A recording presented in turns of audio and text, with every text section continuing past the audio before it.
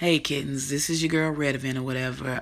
Just pretty much posting a random video, kind of like a day in the life of. I am in some pain. I'm pretty much stiff, my neck. I'm sure sitting like this really doesn't make it help any. My joints and my fingers, as you can see, my hands are still kind of swollen or whatever. They're getting a little better. I recently had a week of flare-ups where I ended up having to get fit in for an appointment with my rheumatologist. And what ended up happening was, well, for one, let me tell you the medications that I'm currently on. I'm on Plaquenil, which is 200 milligrams twice a day. It's a lupus medicine, and it also treats malaria and stuff like that. But it has been used for autoimmune diseases, or conditions or whatever, lupus being one of them. So I take that. I started off on prednisone 40 milligrams because I was going through a lot of pain, and she was trying to scale me down bit by bit by bit. But because my recent flare-ups, well, it was all the way scaled down to 9 milligrams. But because of my recent flare-ups, she took me back to 10, and then she took me back to 15. I take vitamin D. I was on it 100,000 units twice a week. Well, no, 100,000 units a week, 50,000 units per pill or per capsule or whatever. And she just recently cut that in half. The reason why I was taking so much for so many months, well, for the last few months, was because when they did my blood work, my total vitamin D came up 16.4, in which a normal range would be 30 to 90. So I was well below normal range. So now, luckily, that's kind of like cut in half. That's one less pill I have to take, thankfully. I do have meloxicam, which she would probably like for me to take daily, but I take it as needed because I already feel like I take enough medicine as is. And when you go from, in my situation, I went from not having to take even an aspirin if I didn't want to now medicine is a part of my daily regimen. It's the newest part of my lifestyle. It's something that you really have to cope with and you really have to get used to. And I don't think you ever do. Or at least not for me, not for right now, because I've only been taking medicine since I've been diagnosed. And that has pretty much been since January of this year, of 2017. What else? I take a hair, skin, and nail vitamin, a gummy. These I was already taking prior to. I had been taking these probably not quite at a year yet, probably maybe a few months shy of a year. So I was already taking it because I was doing my natural hair journey. I had my baby almost 2 years ago and I decided to stick with it. So I needed to take something because I was never big on taking pills. And again, when you're not, because I had a bad gag reflex or anything, but again, when you're in a situation where you don't, medication is not even an issue for you, just knowing that there have been people in my family that take medicine and stuff like that, I know what it can do to your skin and your hair. Like, luckily my hair hasn't really been super affected, and I think it's the gummies that's really been saving it. My hair is already thick and curly, and y'all have seen it in other videos. My hair was always like that. The medicine really didn't make a difference on that. My hair has always been thick and curly. As far as the skin goes, I think it helps to a degree, but I do think I know because I use an exfoliating scrub every night, so I know that that's not even, that's adding to the problem, of my skin drying out. So I always try to think of different little regimens and things that I can do for my skin, but the fact that I take care of it is the reason why it doesn't look crazy like out in the daytime or whatever. Because I've had recent flare-ups, I had to go to the rheumatologist. They had to fit me into the schedule, which y'all know when you see a specialist is way different from a regular doctor. It's not like I had a cold and I was just being seen. I had to be seen for legit for my condition. So she recently put me on, it's called methotrexate. And that it's been known to treat symptoms for like rheumatoid arthritis, even though my RA factor, which is your rheumatoid arthritis factor, came up negative. I still have to deal with the joint stiffness and stuff like that because I also believe that I have symptoms of, I believe, I'm probably saying it wrong, but Sjogren's disease or Sjogren's syndrome, in which that has a lot to do with your joints and stuff when you flare up. and a lot of the symptoms that I experience. I don't have Raynaud's. That's a little different, but I do believe that I have some signs of Sjogren's or whatever, however you pronounce it. She put me on the methotrexate, and another fact is that methotrexate also is used, and I don't know necessarily if it's used for like, or you would count it as a chemo treatment, but it is used in treatments of certain cancers. I don't have that. I'm not gonna speak that into my life because I ain't about to claim that shit. Lupus is enough, okay?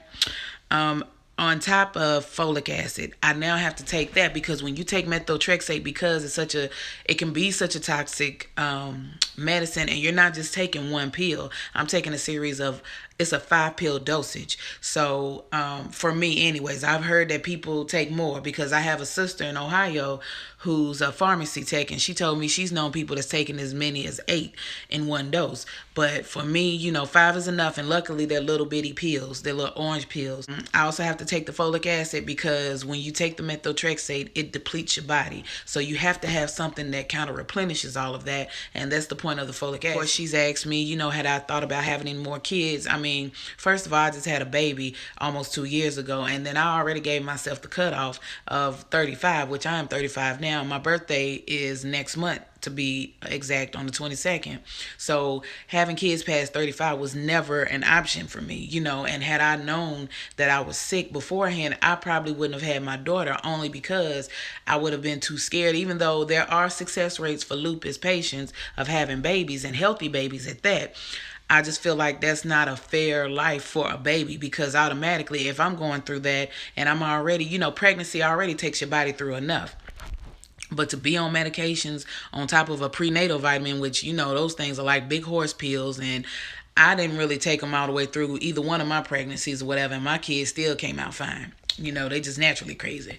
Taking into consideration that would have been a lot on my body as is, because I had a few, I ain't gonna say the complications with my second pregnancy, but I think had I known and my body had already been used to the medications I'm taking now, I just don't think that'd have been a fair way to bring a baby into the world, especially if not knowing for sure if I'm going to be able to care for it after the fact, which I feel like I'm doing a great job now. It ain't slowed me down now, because she's one of the motivating factors that I have. I have 3 kids in total, but she's one of the main ones that really keeps me going, because she's a toddler. You gotta find some kind of energy. I gotta pull it from somewhere. But the fact that I have to be on another, because she either gave me the option of the methotrexate or to give me cortisone shots, and we all know, anybody that's had to go seek pain management or any type of narcotics, that once you start those shots, that's an ongoing problem. You might only have to get them once or twice, but for me,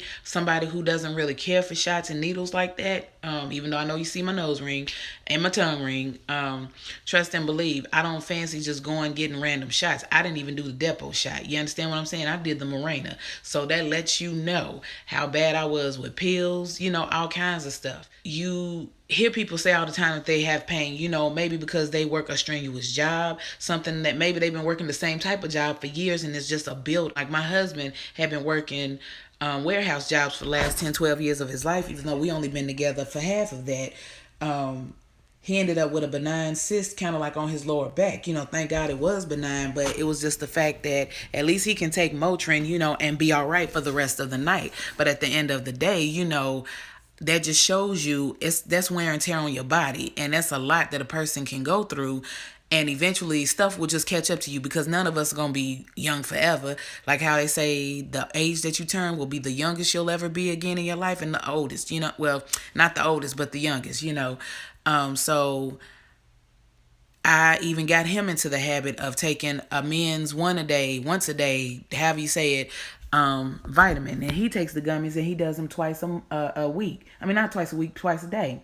And because one of us got to stay well at this point, we both can't break down, but just trying to help get my family into the habit, because when I go through these flare-ups, it is no joke. It renders you helpless. It is exhausting because your body's under distress, and it makes you work. Just like, it sucks that I feel like a vampire. I have to be in the house. Pretty much, if I don't have an appointment, I pretty much have to be in the house 24/7. And for a person like me who's very outgoing, I mean, that's a lot of stress. That really sucks because I just want to be able to go out and take my daughter out sometimes and take her to the park, take her to the little playground in the apartments and, just see her run around and have fun, and I feel like she's kind of confined because I'm confined, but with the type of husband I have, he makes sure that she gets her fresh air. He takes her to the park, make sure that she can run around and get her full exercise. So I'm very blessed in that aspect. Like I said, these flare ups are no joke. I try to push through the pain as much as possible because when I'm flaring up, my muscles are tense. And even when I'm not having a flare up, when I lay down, I can only lay down for 30 minutes, and maybe 15 of that, I might be able to get a little shut eye. But my body is so tense, a lot of the times I have to push through nap time, and I'm usually exhausted by the end of the night. So, just want to put it out there, kind of like I said, a day in the life of, because this is no joke. The worst thing you can do is be dismissive to a person that's actually going through this. This is real. This is not a code. You can't take a magic pill and make it go away. Because I've had people, there are people that are ignorant enough that will think that. And some people are just uneducated, and that's why I wanted to revamp my page. That's why I wanted to put it out there, because at the end of the day, hopefully I can reach somebody, I could touch somebody, I can, I'm speaking through or to somebody through this video and let them know that they're not alone. I don't really have an outlet these days because, of course, I'm not able to go outside like I used to. And that really sucks, and I never took anything for granted before, but this really makes me thankful just for opening my eyes and being able to place my feet above ground. I'm always thankful for that. So I try not to complain to my husband, to the kids, and none of that, because again, I'm still a mother. I'm more than just my lupus. I'm still a mother. I'm still a wife. I'm still a friend. I'm still a sister. I'm still a daughter. I'm still the same person that I always was. It's just, what? God just decided, how they say, God gives his biggest battles to his best soldiers. And guess what? I consider myself in good company, in great company. So, like I say in my other videos, tell a friend, foe, a neighbor, or a family member, like, share, subscribe, comment below. You can even dislike, because trust me, having lupus, I don't seek pity from nobody. I'm still a human being. At the end of the day, I'm still a woman and I'm still grown. So that means my skin is still Teflon tough. I hope that this video helps somebody out. Of course, I will be doing more videos based around my lupus. I'm still going to try. I'm just getting my hand into doing, not really tutorials, but, just kind of like videos on my regimen for my hair. I'm going to put one up for my skin, and I'll be trying different products, and if you have suggestions, put them out there for me, put it out there, let me know your thoughts and stuff and your feelings, because we all can use somebody to talk to. We all can use a listening ear, because this is not easy to go through. This is a load to carry, and especially when you have to carry it by yourself. And I can tell you all day long how I feel and how much pain I'm in, but unless you've experienced this kind of situation for yourself, you're never going to get it. All I can ask is that y'all be a little sensitive to people's needs when this comes down to it. I also have support group pages. They're called the Purple Heartz, Heartz. I have it on Facebook. Anybody's free to join, and it's not just for those suffering from autoimmune diseases. It's also for the supporters. I also have it under the same thing for Instagram, the_purple_Heartz. It's an open page, so anybody can join, and I'll put all the information of that in the bottom bar. So I appreciate your time, y'all. I'll holler at y'all. Peace.